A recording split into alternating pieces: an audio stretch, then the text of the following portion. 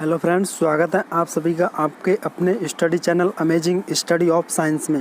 Friends, आज हम पढ़ेंगे कि कार्बनिक यौगिकों के IUPAC नाम हम कैसे रख सकते हैं, क्या क्या रूल हैं। यदि हम किसी कार्बनिक यौगिक का IUPAC नाम रखते हैं तो उसके लिए क्या क्या नियम है, क्या क्या रूल हैं, उसके बारे में आज हम डिस्कस करेंगे। ठीक है फ्रेंड्स, सबसे पहले बात कर लेते हैं कि IUPAC है ना, IUPAC की फुल फॉर्म क्या है। जी हाँ, international union of pure and applied chemistry. ठीक है फ्रेंड्स, और फर्स्ट पॉइंट ये कह रहा है, चलो हम बढ़ते हैं आगे। यकीन मानिए फ्रेंड्स, यदि आप अच्छे से इन रूल को देख लेते हैं तो किसी भी कार्बनिक यौगिकों का नाम आप आसानी से रख पाएंगे। इस वीडियो में हम रूल्स के बारे में पढ़ेंगे कि कौन कौन से रूल्स हैं, क्या क्या नियम है। जब IUPAC का नाम हम रख रहे होंगे तो किन किन बातों का ध्यान रखना चाहिए, वो सारा का सारा हम इस वीडियो में डिस्कस करेंगे।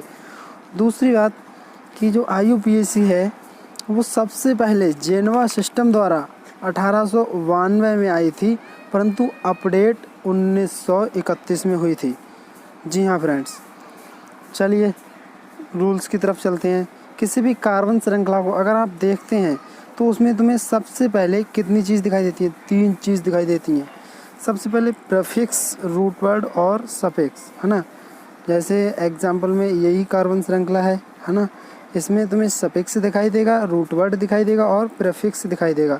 अब क्या होता है सफिक्स, क्या होता है प्रीफिक्स, क्या होता है रूट वर्ड, है ना। इनके लिए ध्यान से सुनिए, बहुत ही ध्यान से सुन पाएंगे तभी आप समझ पाएंगे आखिर कौन क्या है। तो कार्बन श्रृंखला के आसपास या बगल में कुछ भी तुम्हें लटका हुआ दिखे तो समझ लेंगे वो क्या है। जी हाँ, वो प्रीफिक्स है। ठीक, नेक्स्ट बात करते हैं रूट वर्ड की। तो root words numbers of carbon in carbon chain is known as root word. मतलब किसी कार्बन श्रृंखला में कार्बन का जो नंबर होता है वही रूट वर्ड होता है। जैसे ये देखिए रूट वर्ड है ना, यहाँ पर ब्यूट आया है, किसके लिए, 4 है कार्बन, इसलिए क्या आया, रूट वर्ड आया। दूसरी बात और ध्यान देंगे, अगर रूट वर्ड को हम दूसरी तरह से बोलें तो बोलेंगे कार्बन श्रृंखला जितने कार्बन की बन रही है ना, लंबी से लंबी हम कार्बन श्रृंखला चुनते हैं, तो जितने कार्बन की कार्बन श्रृंखला बन रही है वही उसका क्या हो जाएगा, रूट वर्ड।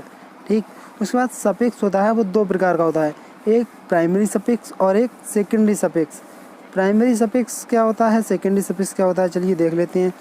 यदि सिंगल बॉन्ड है तो इसके लिए हम प्राइमरी सफिक्स यूज करेंगे एन, ठीक, और डबल बॉन्ड है तो इसके लिए प्राइमरी सफिक्स यूज करेंगे इन, और अगर ट्रिपल बॉन्ड है तो इसके लिए प्राइमरी सफिक्स यूज करेंगे हम आइन, है ना।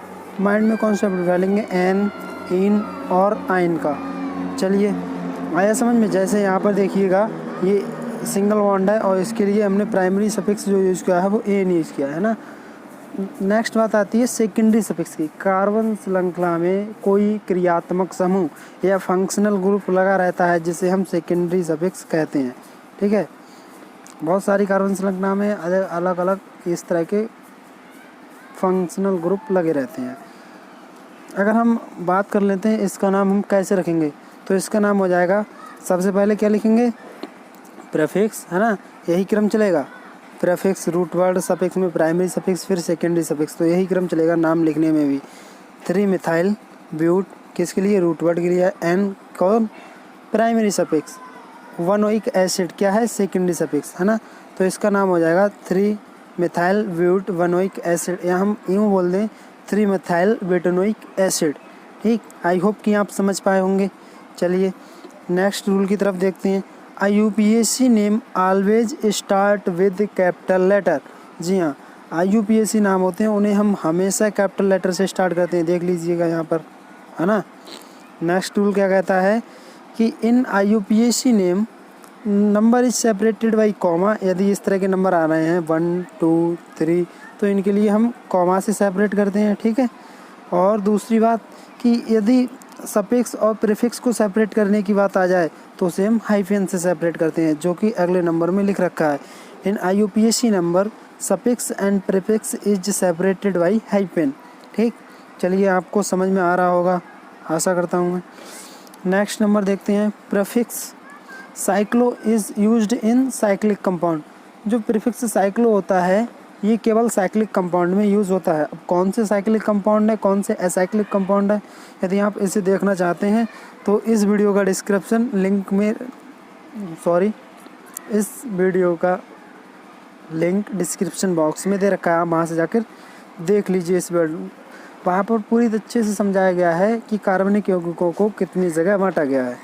नंबर अगला देखते हैं, numerical prefix in case of complex side chain. मतलब जो कॉम्प्लेक्स साइड चेन आ जाती है तो उसमें न्यूमेरिकल प्रीफिक्स को भी हमें लिखना होता है। उसके लिए हम बिस, ट्रिस और टेट्राटिस इस तरह की टर्म यूज़ करते हैं। किसके लिए? Indicate number of complex side chain के लिए। ठीक है, नेक्स्ट देखते हैं।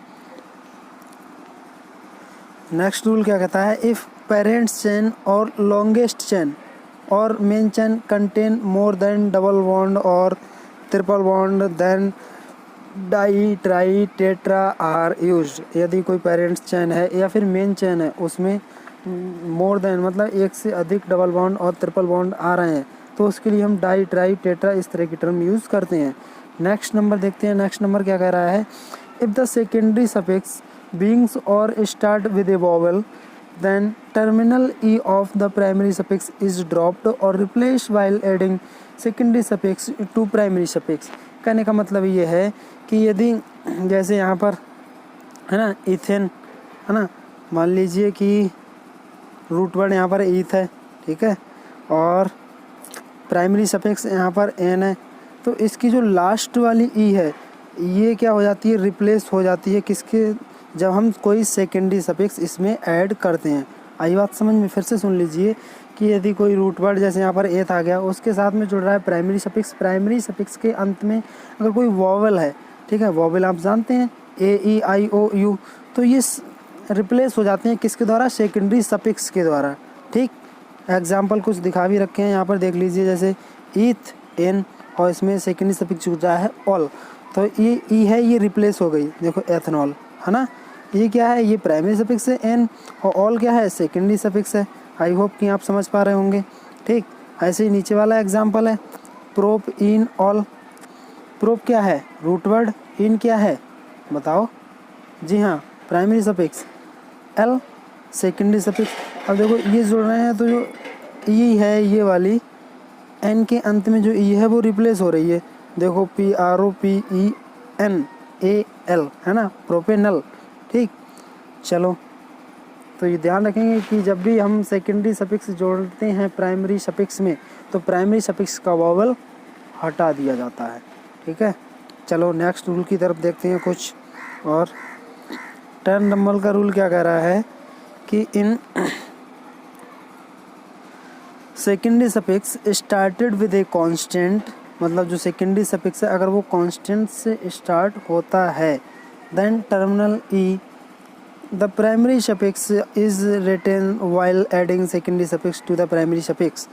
कहने का मतलब इसमें क्या हुआ कि यदि कोई सेकेंडरी सफिक्स कोई कॉन्सोनेंट से स्टार्ट हो रहा है ना, पहले किस में स्टार्ट हो रहा था सेकेंडरी सफिक्स, वोवेल में। अब यहाँ पर कंडीशन आ गई कि यदि कोई प्राइमरी सफिक्स कॉन्सोनेंट से स्टार्ट हो रहा है तो प्राइमरी सफिक्स के अंत में आने वाला वोवेल रिप्लेस नहीं होता है। फिर से ध्यान से सुन लीजिए, इस पॉइंट में बोला गया है कि यदि कोई सेकेंडरी सफिक्स कॉन्सोनेंट से स्टार्ट हो रहा है तो प्राइमरी सफिक्स के अंत में आने वाला वोवेल रिप्लेस नहीं होता है।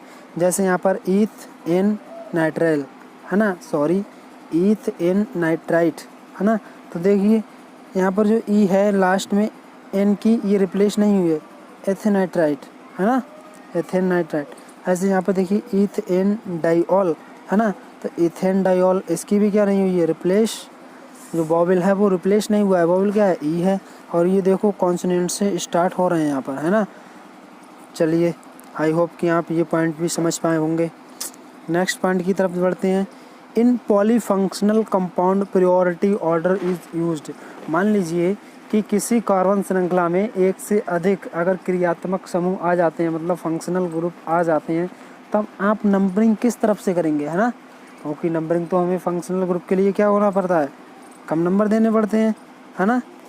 चलिए, तो उसके लिए अगर इस तरह की कंडीशन आ जाती है, आप कंफ्यूज हो जाए कि नंबरिंग किधर से करें, तो ये प्रायोरिटी ऑर्डर दे रखा है, इसे आप रट लीजिए, डोस लेकर मतलब पी लीजिए, या बॉर्नवीटा समझ के घोर कर खा लीजिए, कुछ भी करिए, बस इसे अच्छे से याद कर लीजिए। जैसे इस तरह का ये प्रायोरिटी ऑर्डर दे रखा है, किस क्रम किसके बाद हम किसको वरीयता देंगे। जैसे सब फर्स्ट वरीयता किसे देंगे, COOH को, है ना।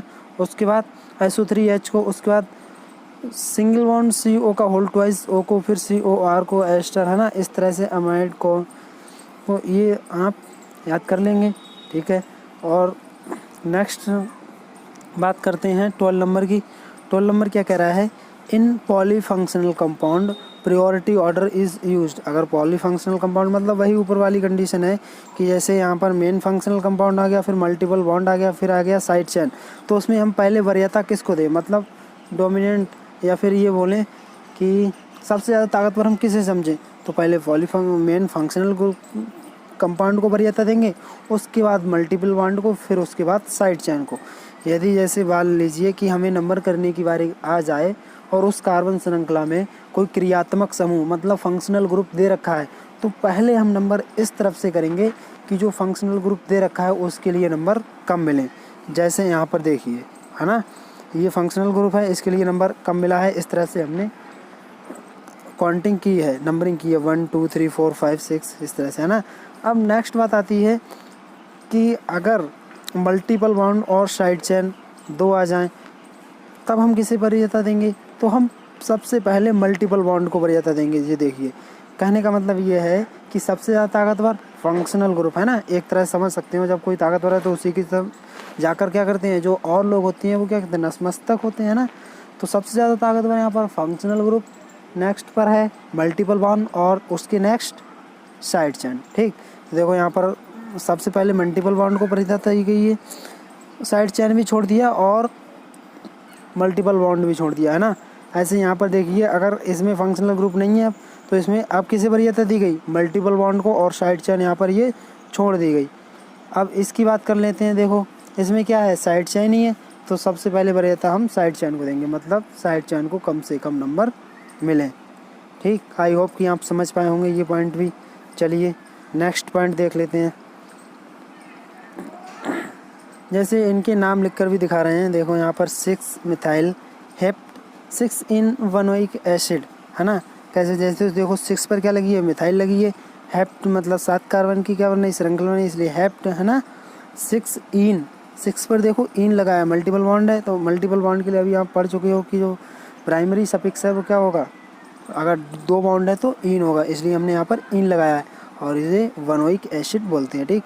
इस तरह की कुछ जैसे इसे क्या बोलेंगे, और इस तरह के ये आ जाए इसे क्या बोलेंगे, और इसे क्या बोलेंगे, इनके लिए अब आप आगे पढ़ेंगे। कम से कम बने तो रहिए लास्ट तक इस वीडियो में। चलो ठीक है, नेक्स्ट देखो इसका नाम 7 मिथाइल ऑक्ट 1 इन, क्योंकि 7 पर क्या लगी है, यहाँ पर मिथाइल लगी है ना। ऑक्ट क्यों, क्योंकि 8 कार्बन की श्रृंखला बन रही है, 8 कार्बन की चेन है। 1 इन, देखो 1 पर क्या लगी है, इन लगी है ना। हो गया नाम। चलो नेक्स्ट बात करते हैं कि जो साइड चेन होती हैं वो 2 प्रकार की होती है ना, सिंपल साइड चेन और कॉम्प्लेक्स साइड चेन। तो सिंपल साइड चेन मतलब unsaturated side chain is known as simple side chain. जैसे यहाँ पर अनसैचुरेटेड साइड चेन को क्या बोलते हैं, सिंपल साइड चेन बोलते हैं। देखो ये क्या है, अनसैचुरेटेड है, सिंपल है, CH3 ओनली लगाया है, मतलब ये सैचुरेटेड नहीं है। नेक्स्ट देखते हैं कॉम्प्लेक्स की बात करते हैं। Substituted side chain is known as complex side chain. मतलब जो सब्स्टिट्यूटेड साइड चेन होती है वो क्या होती हैं, कॉम्प्लेक्स साइड चेन होती हैं। ये देखिए जैसे CH इसके साथ आ गया CH2Cl, है ना, ये क्या है, ये एक कॉम्प्लेक्स साइड चेन है, ठीक। अगर इस तरह की दिखे तो ध्यान रखेंगे कि ये क्या है, सिंपल साइड चेन है, और उसके साथ कोई और एलिमेंट्स आ जाए, है ना, या हम ये कहें कि कोई और कार्बनिक यौगिक आ जाए साइड चेन के रूप में, तो इस प्रकार की चेन क्या कहलाती हैं, कॉम्प्लेक्स साइड चेन कहलाती हैं, ठीक है फ्रेंड्स। चलिए अगला देखते हैं हम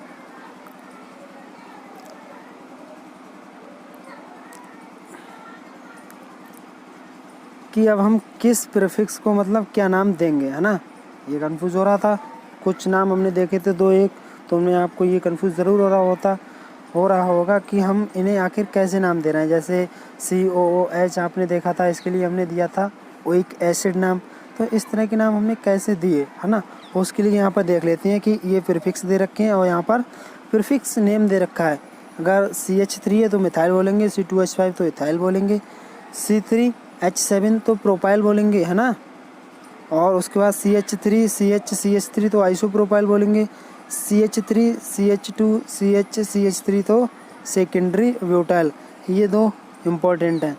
ठीक, एक बात और कि ये बात कॉन्सेप्ट बिठा लो, जैसे CH3 CH3 ये किसी साइड चेन में अगर आ जाती है, मतलब किसी कार्बन श्रृंखला में ये आ जाती है, तो वहाँ पर हम टर्म यूज करेंगे आइसोप्रोपाइल, वो ज़्यादा लेटेस्ट में है। ठीक है, अच्छा रहेगा।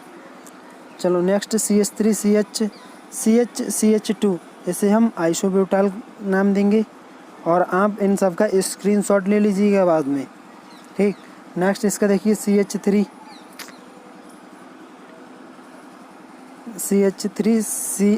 CH और CH3 का होल थ्राइज C, इसे हम टर्सरी ब्यूटाइल बोलेंगे। यहाँ पर CH3 का होल थ्राइज C, ये देखो CH3 C CH3 है ना, और यहाँ पर ये लगी है बीच में C। ठीक है, क्या बोलेंगे इसे, टर्सरी ब्यूटाइल। चलो, इस तरह की तुम्हें जो अभी नाम रखेंगे IUPAC, तो वहाँ पर देखने को मिलेंगे ये साइड चेन के रूप में, या फिर यूँ ही ऐसा ही दे रखा होगा, बोला जाएगा कि इसका IUPAC नाम बताइए, तो ये याद ही करने पड़ेंगे आपको। नेक्स्ट देखते हैं CH3 CH2, इसके लिए हम नाम देंगे न्यू पेंटेन। एक कार्बन जब चारों तरफ से, है ना, इस तरह से घिरा रहता है, तो उसके लिए हम टर्म न्यू यूज़ करते हैं। आइसो कब यूज़ करते हैं, ये इम्पोर्टेंट टर्म्स हैं कुछ, कि आइसो कब यूज़ करेंगे, जब CH3 होगा और इधर कुछ जुड़ा होगा, है ना, इधर, इसके लिए हम आइसो यूज़ करते हैं, जैसे ये देखा। ठीक है, चलिए नेक्स्ट इसे क्लोरो कोई दिक्कत ही नहीं है ना, ये तो तुम पहले से भी पढ़ते आ रहे हो। ब्रोमो, है ना, आइडो। अब बात आ जाती है इसकी COOH, ये क्या है, कार्बोक्सी है। अगर साइड चेन के रूप में आए तब इसका नाम क्या होगा, कार्बोक्सी। हम केवल प्रीफिक्स नेम की बात कर रहे हैं, यहाँ पर सेकेंडरी सफिक्स के नेम की बात नहीं कर रहे हैं। ठीक है, उसकी अभी आगे दूसरे पॉइंट में करेंगे। नेक्स्ट पॉइंट जो आएगा CH3OH, इसे सल्फो नाम देंगे। COR एल्कोक्सी कार्बोनाइल नाम देंगे। ठीक है, COX इसे हेलो कार्बोनाइल और फॉर्माइल हैलाइड नाम देंगे। CONH2 इसे कार्बोनाइल नाम देंगे। CN के लिए साइनो नाम देंगे। CHO जिसे हम फॉर्माइल या ऑक्सो या एल्डिहाइड नाम देंगे। ठीक, आई होप कि आप ये कुछ समझ पा रहे होंगे। नेक्स्ट बात करते हैं इसकी C+O, इस तरह से, है ना, ये बॉन्ड लगा है इस तरह से, जिसे हम कीटो या फिर ऑक्सो नाम देंगे। OH के लिए हाइड्रोक्सो, SH के लिए मर्केप्टो या सल्फोनाइल, NH2 के लिए अमीनो, O सिंगल बॉन्ड, है ना, इसके लिए oxo, single bond NO2 nitro, NO को नाइट्रोसो, ट्रिपल बॉन्ड N के लिए नाइट्राइल, है ना, CN और सॉरी यहाँ पर CN2 है। ठीक है, ध्यान रख लीजिएगा आप। और double bond NC, triple bond N, इसके लिए हम नाम देंगे साइनामाइड। ठीक, next double bond NH amine नाम देंगे इसे, और ON डबल बॉन्ड O इसे नाइट्राइड नाम देंगे। O single bond N double bond O single bond N इसे नाइट्रेट नाम देंगे। इस तरह स्ट्रक्चर से ही आप ध्यान रखिएगा कि किसे क्या नाम देंगे, है ना। CH2 डबल बॉन्ड इसे मिथाइलिडीन नाम देंगे, है ना। CH3 CH डबल बॉन्ड इसे ethylidene. CH2 double bond CH vinyl, है ना। CH2 double bond CH single bond CH2 single bond इसे allyl. Next CH triple bond C single bond इसे इथाइनाइल, इथाइनाइल। ठीक, चलिए आगे बात करते हैं। CH single bond C triple bond C single bond इसे प्रोपोनाइल नाम देंगे।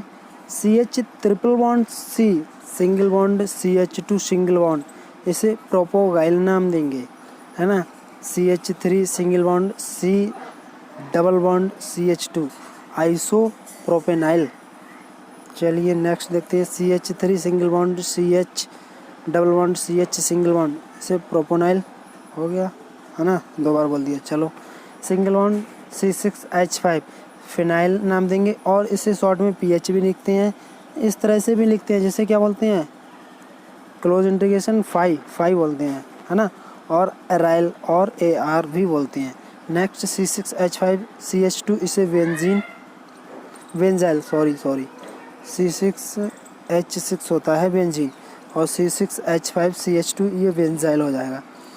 नेक्स्ट देखते हैं C6H5 CH इसे वेंजाइल और वेंजलाइडिन। C6H5 C ट्रिपल बॉन्ड इसे क्या देंगे वेंजो है ना। नेक्स्ट बात करते हैं C6H5 CO सिंगल बॉन्ड इसे बेंजोइल। CH3CO इसे एसिटाइल है ना, RCO इसे एसाइल। उसके बाद नेक्स्ट और देखते हैं, कुछ और बचे हैं अभी है ना, जैसे ये रहे CH3 single bond C single bond CH3 है ना, इधर भी बॉन्ड और ऊपर भी बॉन्ड, इसे आइसोप्रोपाइलिडीन। नेक्स्ट है CH3 single bond C triple bond इसे इथाइलिडीन है ना। Single bond CH2 single bond OH इसे हाइड्रोक्सी मिथाइल। नेक्स्ट देखते हैं NH2C2H5 इसे इथाइल एमीन है ना। नेक्स्ट देखो CH2Cl इसे क्लोरोमिथाइल। नेक्स्ट देखते हैं CH3 single bond C single bond O और ऊपर भी यहाँ पर लगा है O, ठीक है, डबल बॉन्ड से, तो इसे हम बोलेंगे एसिटॉक्सी। ओके चलो नेक्स्ट है C6H5 C double bond O single bond O single bond, इसे बोलेंगे हम बेंजोइल ऑक्सी। ठीक, इतने सारे प्रीफिक्स और उनके नेम आपके सामने हैं। अब कंडीशन आ जाती है कि हम इन्हें याद कैसे करें है ना। तो इसके लिए सिंपली आपको रटना नहीं है, बस एक बार पढ़ लो फिर दोबारा से पढ़ो, और इनका तुम PDF यहाँ पर क्या करो स्क्रीनशॉट ले लो और अपने फ़ोन में सेव कर लो। इससे तुम्हें क्या फ़ायदा होगा कि यदि आप इन प्रीफिक्स का नाम सीख गए कि हाँ इस प्रीफिक्स का नाम हम ये देंगे, तो IUPAC समझ लो नाम रखना सीख गए है ना।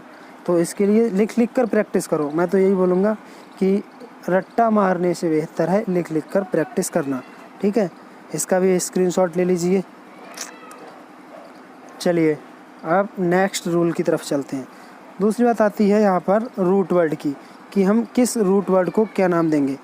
चलो उसकी बात कर लें। यदि 1 कार्बन है तो उसे हम बोलेंगे मेथ, 2 कार्बन है तो बोलेंगे ईथ, 3 कार्बन है प्रोप, 4 के लिए ब्यूट, 5 के लिए पेंट, 6 के लिए हेक्स, 7 के लिए हेप्ट है ना, और 8 के लिए ऑक्ट बोलते हैं, 9 के लिए नॉन, और 10 के लिए डेक। तो इनके लिए तुम याद कर लो, आसानी से हो जाएगा। ईथ मेथ प्रोप है ना, इस तरह से करो, eth meth prop pent hex hept oct non dec, 1 2 3 4 5 6 7 8 9 10 तक। ये क्या है, अगर इतने कार्बन जो जितने कार्बन की चेन बनती है हम उतना ही क्या यूज़ करेंगे, रूट वर्ड इस तरह से यूज़ कर लेंगे। मान लीजिए किसी कार्बन कोई श्रृंखला है वो 8 कार्बन की बन रही है, तो उसके लिए हम जो रूट वर्ड यूज़ करेंगे वो क्या करेंगे, ऑक्ट। ठीक, और देखते हैं यदि आप कॉम्प्लेक्स में चला जाते हैं, मतलब थोड़ा सा लंबा नाम रखना है, जैसे 11 12, तो अगर 11 कार्बन की श्रृंखला बन रही है उसके लिए बोलेंगे अनडेक है ना, 12 की डोडेक, और 13 की ट्राइडेक, ऐसे ही टेट्राडेक, पेंटाडेक, हेक्साडेक है ना, हेप्टाडेक, ऑक्टाडेक है ना, नॉन डेक, और नेक्स्ट क्या है आइकॉस। ये थोड़ा सा मतलब 20 नंबर है आइकॉस, इसे ध्यान रखेंगे। ठीक, ये तो हो गया तुम्हारा कि किस कार्बन को हम कितना रूट वर्ड देते हैं। यदि आप कोई कंपटीशन एग्ज़ाम की तैयारी कर रहे हैं तो इतने से काम नहीं चलेगा, हो सकता है वहाँ पर थोड़ा सा और टफ आ जाए है ना। तो उसके लिए भी आगे कार्बन तक हम क्या नाम देंगे, उसके लिए एक कंडीशन यहाँ पर सीख लो। जैसे यहाँ पर जैसे कार्बन 21, अगर कोई श्रृंखला 21 कार्बन की है उन्हें बोलेंगे एनिकॉस और हेनिकॉस, डाईएकॉस, ट्राइकॉस, नॉनएकॉस, पेंटोकॉक्स है ना। तो इस तरह से पता लग जाए 21 22 इस तरह से दे रहे क्रम है ना। ऐसे ही 50 के लिए हम यहाँ पर क्या यूज़ कर रहे हैं, पेंटाकॉन्ट है ना, और 100 के लिए हाँ हाँ बिल्कुल, हेप्ट। ठीक, तो ये कंडीशन ध्यान रखो। 30 के लिए क्या बोलते हैं? Try account. 31 के लिए ऐसे हो जाएगा, है ना, ऑन ट्राई अकाउंट। 32 को हो जाएगा डोंट ट्राई अकाउंट, है ना, टेट्रा अकाउंट। किसके लिए? 40 के लिए। 50 के लिए ये और 100 के लिए ये। जैसे 1 2 3 याद नहीं करते हैं, जैसे 20 तो 21 22 23 इस तरह से कहते हुए चले जाते हैं ना। जैसे 30 तो 31 32 33। ऐसे ही इन कार्बन्स रूट वर्ड भी यहाँ पे याद रख सकते हैं। क्या? केवल 20 तक याद कर लो, है ना। चलिए यहाँ पर देखो, मैंने बहुत ही सिंपल वे में, मतलब सारे रूल्स थोड़ा सा, मतलब तुमने देखा होगा कि यदि हम IUPAC डिटेल में पढ़ने बैठे, उनके रूल्स की जो कॉपी अगर नोट्स बनाते हैं तो वो काफ़ी मोटी कॉपी बन जाती है, केवल रूल्स में भी, है ना। यहाँ पर तो आपको मात्र 4-5 पेज में ही रूल्स मिल रहे हैं। Next, indicate number of carbon atom is present parent chain और आयोनाइज्ड चेन और मेन चेन। ठीक, चलिए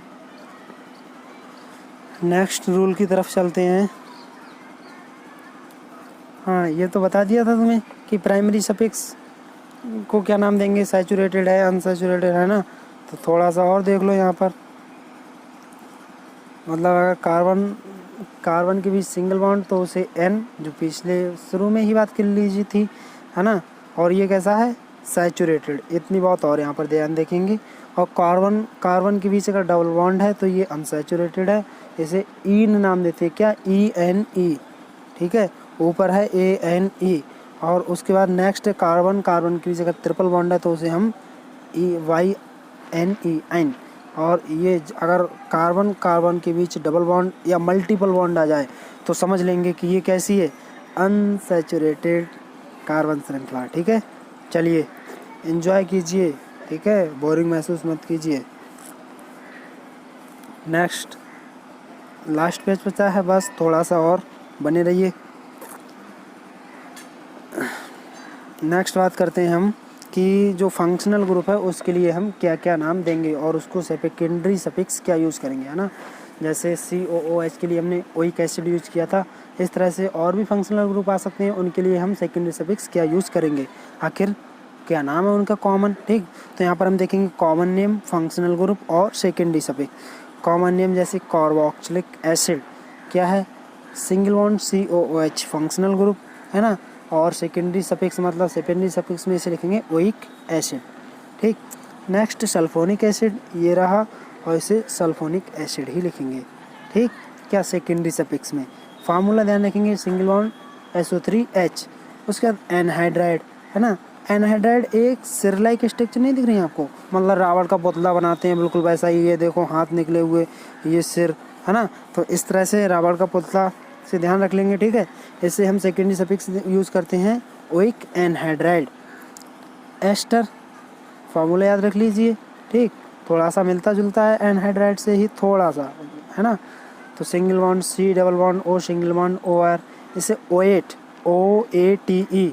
ठीक, नेक्स्ट देखिए एसिड हैलाइड, ये रहा फंक्शनल ग्रुप और इसे नाम देंगे ऑयल हैलाइड का। नेक्स्ट बात करते हैं एसिड एमाइड, ये रहा इसका फार्मूला CONHR, नाम क्या देंगे? Secondary suffix amide. ठीक, साइनाइड सिंगल बॉन्ड CN मतलब नाइट्राइल, इसे सेकेंडरी सफिक्स यूज करेंगे। आइसोसाइनाइड मतलब सिंगल बॉन्ड NC, इसे आइसोनाइट्राइल सेकेंडरी सफिक्स यूज करेंगे। एल्डिहाइड CHO, पिछले भी प्राइमरी सब मतलब प्रीफिक्स नेम में आपने देख रखा था इसे, है ना। इसके लिए हम एल्डिहाइड के लिए L यूज करेंगे, है ना। उसके बाद कीटोन क्या है? ये रहा CO या फिर RCOR, है ना। ये क्या है? इसका जनरल फार्मूला है, इसलिए ओन यूज़ करते हैं। नेक्स्ट बात आती है एल्कोहल की। फंक्शनल ग्रुप क्या है? सिंगल बॉन्ड OH, सेकेंड सब्सिस OL। ठीक है, OL है यहाँ पर। थायो एल्कोहल मतलब सिंगल बॉन्ड SH, इसे थायोल यूज़ करेंगे। नेक्स्ट बात करते हैं अमाइन, सिंगल बॉन्ड NH2, इसके लिए अमाइन सेकेंडरी सफिक्स यूज़ करेंगे। एल्कीन मतलब डबल बॉन्ड की बात आ गई तो इसे एल्केनाइल। एल्काइन मतलब ट्रिपल बॉन्ड की बात आ गई तो इसे एल्केनाइल। मतलब ये किस केस में होंगे? साइड चेन के केस में। ठीक, आपके पास कंप्लीट IUPAC के रूल्स यहाँ पर हैं। ठीक, अब आप देखिए कि आप कितना यूज़ कर पाए। नेक्स्ट बात अंत में ये बोलूँगा कि आप इनका स्क्रीनशॉट ले लेकर अपने मोबाइल में सेव कर लीजिए और इन्हें पढ़ लीजिए। दूसरी बात कि यदि आप कोई और कुछ सीखना चाहते हैं, है ना, इसका अभी बहुत कुछ आने वाला है, मतलब बहुत सारे एग्जांपल्स आएंगे UPSC के लिए। तो आपने क्या पढ़ा है, रूल्स ही पढ़ा है। अगर एक ही वीडियो में सब कुछ कर देते हैं तो वीडियो बहुत लंबी हो रही है ना। तो बस मिलते हैं अगली वीडियो में, तब तक के लिए जय हिंद। और हाँ, यहाँ तक आए हैं तो चैनल को सब्सक्राइब कीजिए, वीडियो को लाइक कीजिए, शेयर कीजिए, कमेंट कीजिए। मैं मिलता हूँ इसकी नेक्स्ट वीडियो में, तब तक के लिए जय हिंद।